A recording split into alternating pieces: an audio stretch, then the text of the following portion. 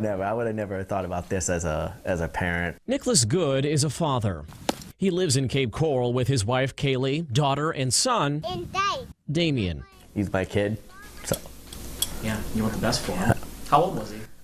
3. 3 years old when his pediatrician said Damien had lead poisoning. You never know what's going to happen, so obviously we just kind of freaked out and just did everything we thought we could do. And they discovered that lead was likely coming from the flashlights that Damien liked to play with. They had the batteries inside the handle. When he would put the handle in his mouth, the batteries would leak the lead into his bloodstream, and so they got rid of the toys. We don't have to worry so much anymore, so that's good.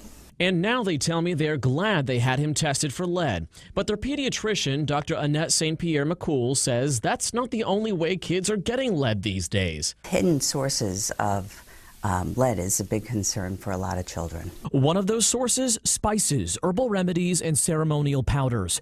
A new report from the Centers for Disease Control and Prevention tested samples from around the world and found they were making kids sick. It did not surprise me. Dr. Nora Demers, a professor at Florida Gulf Coast University, studies these kinds of problems. I asked her where the lead comes from. For the herbs and spices, it may be that the ground where they grew had high concentrations of lead in it. And those products get shipped to the U.S. from around the world. The problem with imports: you don't have the FDA oversight to monitor and detect those compounds. Putting your kids at risk for developmental delays. It can cause abdominal pain. It can cause real toxicity to your nervous system. But Dr. Demers says there are things you can do to limit the exposure. You should look at the label and see where it was produced, where it was manufactured, where it was processed. Because the CDC found in their study that spices made overseas had higher lead levels compared to those made in America.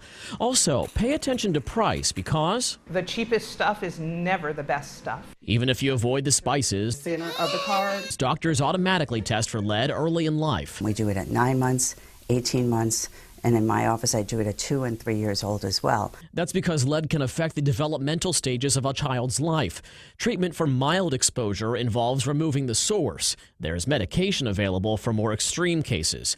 As for Damien, his parents say his tests are looking better. There's a spike going out. Eliminating the batteries seems to have eliminated his exposure, but it's an issue they'll keep an eye on as they watch their family grow. You want the best for your kids, and you don't want your kids sick. If you don't get ahead of it, then you're behind it. So, it's too late.